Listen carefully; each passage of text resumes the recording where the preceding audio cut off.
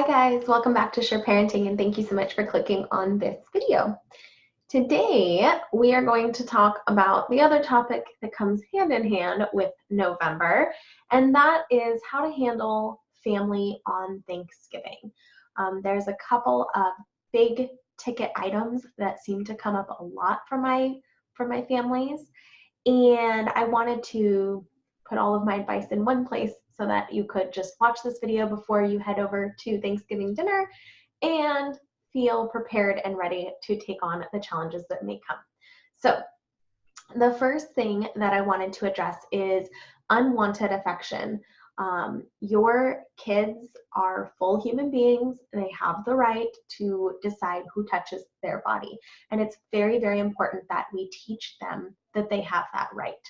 And when they're very young, a lot of times families think it's their place to go in on their personal space and hug them and kiss them, and they get incredibly offended if a kid doesn't want to be hugged or kissed, particularly in the first few seconds of being in this new house. And it is our responsibility to help show our children how to establish those boundaries. So the way I do that is simple. For little ones, I carry them, put them in a baby carrier like a Tula or a Lila Baby or Ergo or something like that, or I just carry them in my arms. And when people try to grab for them, my kiddo can communicate with me by holding me a little bit tighter.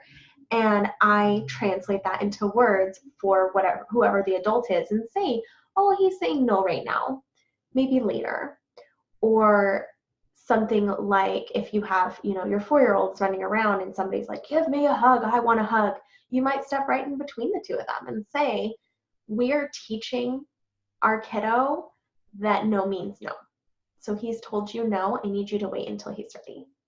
And it can be so scary if you have no experience with conflict in a healthy way, if you are used to cowing down to the expectations of people, maybe your elders or particular people in your family, it can be really uncomfortable.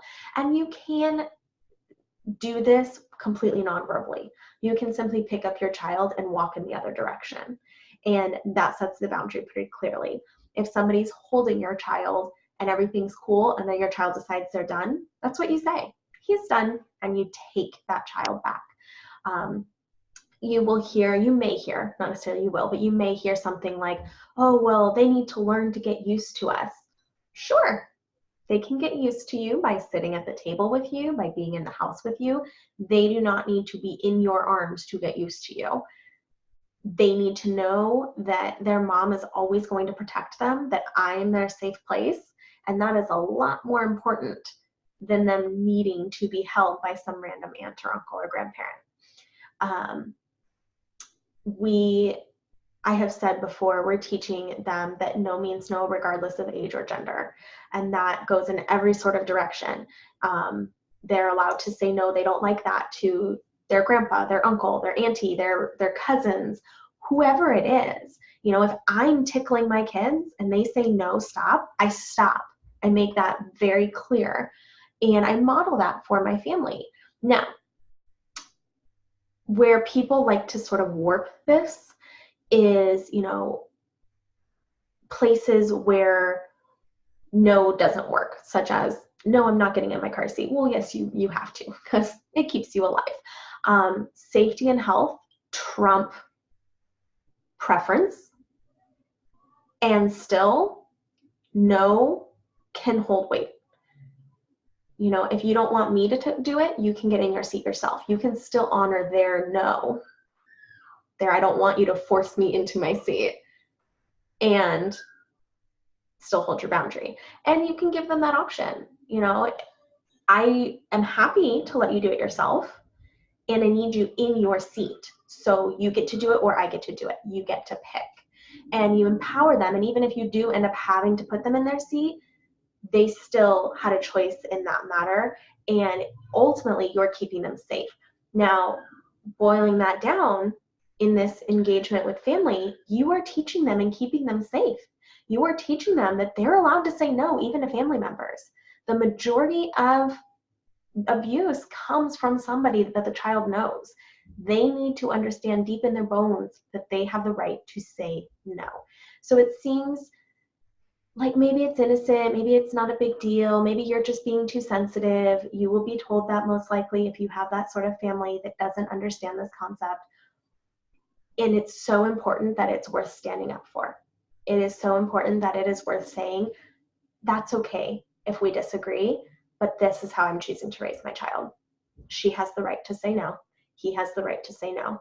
He needs to learn to listen to no's, and she needs to learn to listen to no's. So we're showing her how that works by listening to her no's, by listening to his no's. So that is how I handle that one.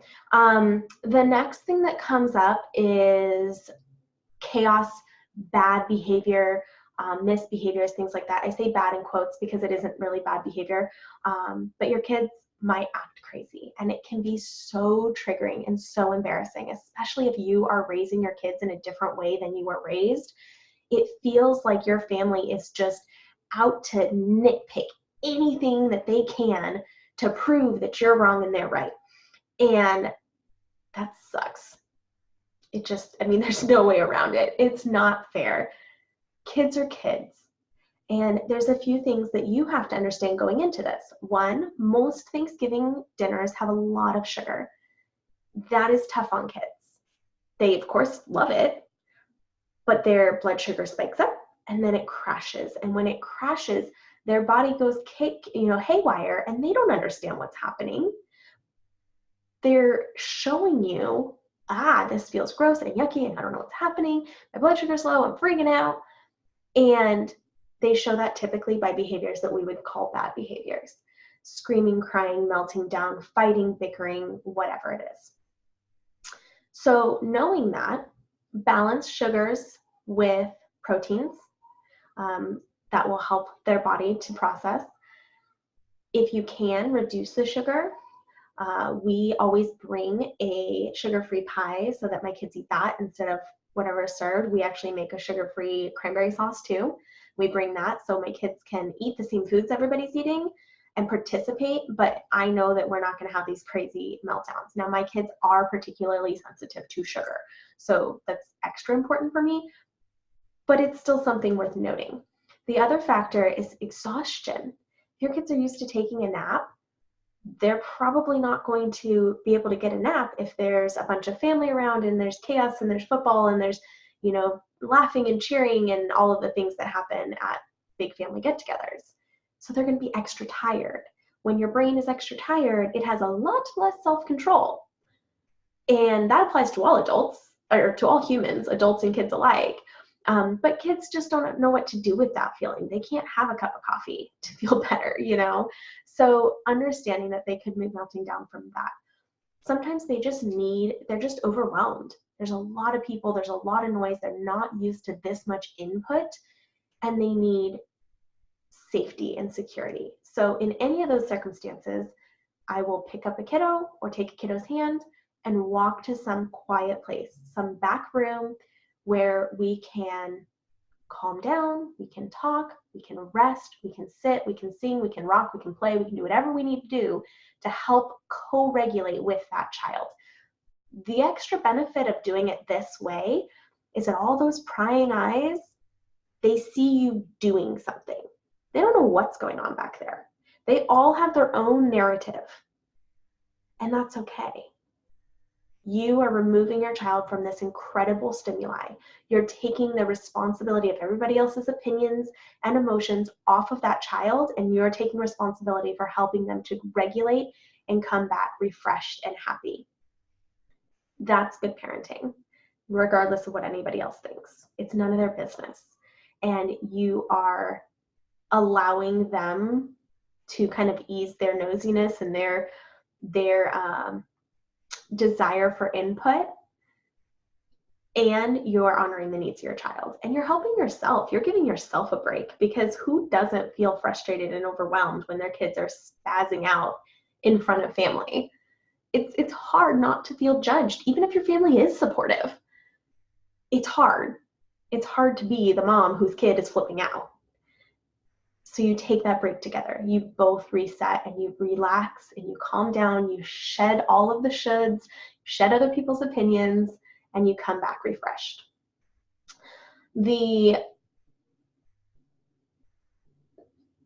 I guess not the last part, the second to last part is when you are feeling overwhelmed. Obviously, you can go to a back room like that, but you can also leave something in your car that you might have to go grab. You can run out for ice. You know what? I forgot such and such. I'm going to run to the store real quick. Provided you're in a place, I guess, that has open stores or gas stations or something. I grew up in Vegas, and there's always something open, even on Thanksgiving. So you might have to do the car trick, but do something. If you know that this could be a high stress situation, a high stress day, give yourself an out. Take a break. Give yourself permission to step out and disengage from the conflict. Many of us have that family member or that group of family members who we have like a 2-hour time limit, and then we are just done with them.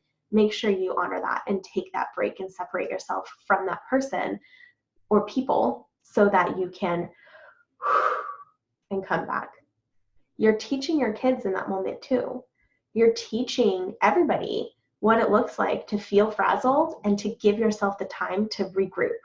It's a really valuable tool. And then hopefully you don't have the big family blow-ups that often happen around the holidays, and you're able to enjoy the day a lot more because you know you have that out if you need it.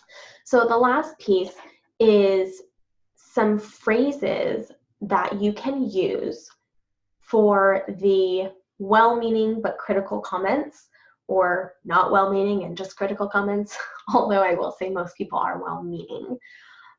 You can say something very kind. You can say, everybody in the world wants what's best for their child. It's okay if we disagree. Please respect my ability to mother my own kids. Very nice, very respectful. You know, we agree that we want what's best for our kids. We're on the same page. We just do it differently. That's okay. Essentially agree to disagree. But you're kind of adding in that little touch of you're a good mom too, you know.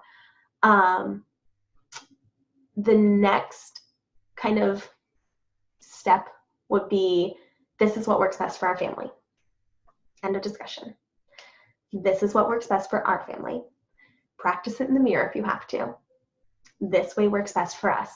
This is what's best for this child. Something along those lines. Then you have, if you're interested in learning, I can send you some information. For today, let's just enjoy the turkey. This is sort of that next step where somebody's been kind of needling you and really thinks that they are right and you're wrong. You have that option. You can add them to the Facebook group, not against their will. You can offer to add them to the Facebook group, I should say.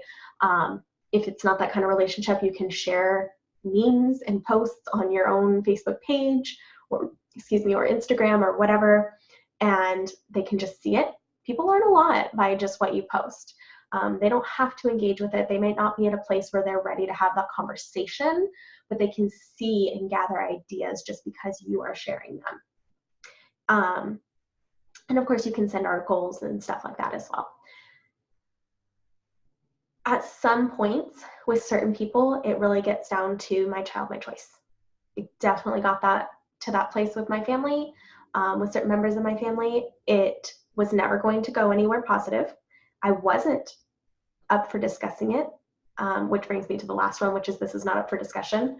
And it just needed to be shut down. It needed to be the end of that conversation because I was getting frustrated, they were getting frustrated, and we weren't going to agree. And so my child, my choice became sort of a mantra. And anytime that this particular family member wanted to try to call me out, my child, my choice. And do I think that that is always the best answer? No.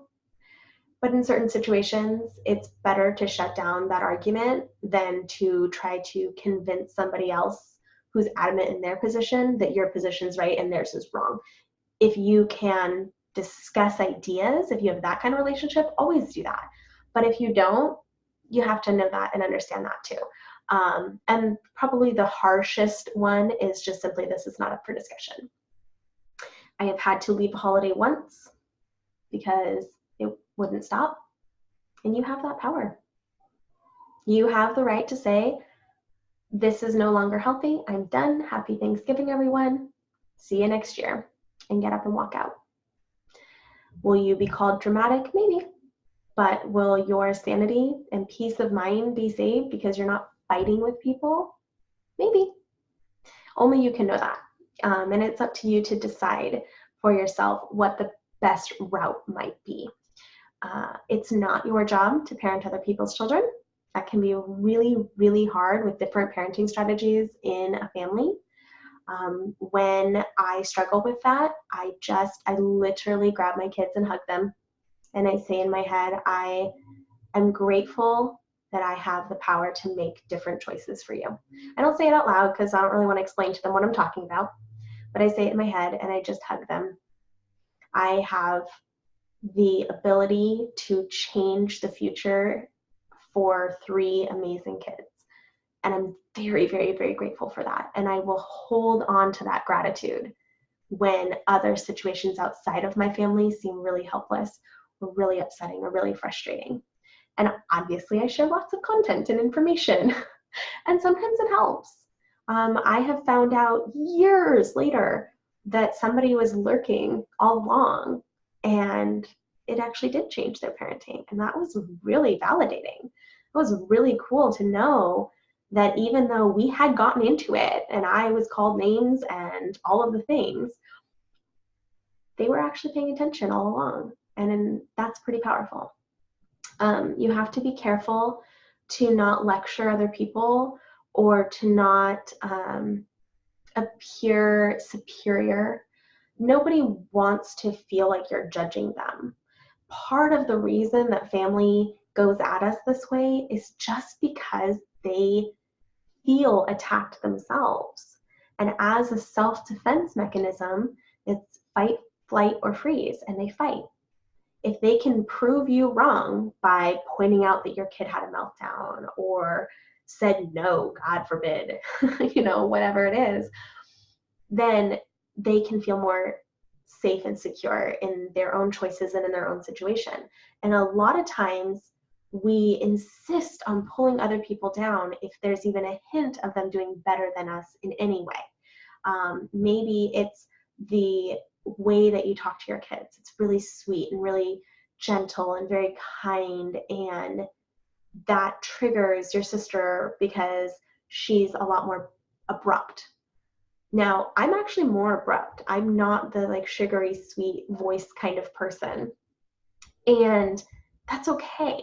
And I think that if we can honor the differences among us, we can stop all of this shaming of other moms, then we can end a lot of this conflict. It's not going to happen overnight. If you can, if you're in the situation where you really do care for your family member who parents differently and you really do think there's good things there, say so. Make a comment that is positive about their child or about their parenting. That can diffuse so much tension. If they're sitting there thinking, well, she's just judging me, so I'm going to judge her back, that's going to obviously be a conflict. But if they hear from you, oh, I saw that Billy was so sweet and he was sharing with Carson. Cool, thanks for telling me, it makes them feel good. It makes them know that you're not out to get them. You're not out to criticize them or attack them, and then they feel a lot safer and a lot more secure around you. And just by doing that, they inevitably are open to other ideas and strategies. But ultimately, protect your own boundaries. Have secure boundaries that you are very confident and comfortable in. Make room for other ideas and other ways of living, and just try to enjoy the day. That's really the important thing. We're coming together as families to celebrate what we're grateful for, to see people we haven't seen in a while, to laugh and joke and have fun and play games. Let that be the day. to the most extent that you can. If other things come up, they come up. But overall, try to have a really positive Thanksgiving. If you need help, if you are like right in the middle of it and not sure how to handle this, send me a message. Probably Instagram, a DM on Instagram will probably be the easiest way. You can hear my kiddo, huh? Daddy is with kiddos right now, so sometimes there's kids, right? That is the life working as a mama. But send me a DM on Instagram or a message at the S.U.R.E Parenting page on Facebook, and I will get back to you as soon as I can. I really want all of us to just have a really wonderful Thanksgiving, whatever that means. If you have a more complicated situation, make sure you set up a free call so that we can develop a game plan before you even begin these holidays, because that will take so much stress off of you to know that you have a plan going in. So happy Thanksgiving to every one of you. Thank you so much for being here with me today, and I hope that you enjoy your holiday and you and your kids have a very memorable Thanksgiving 2019. I'll talk to you guys later. Bye.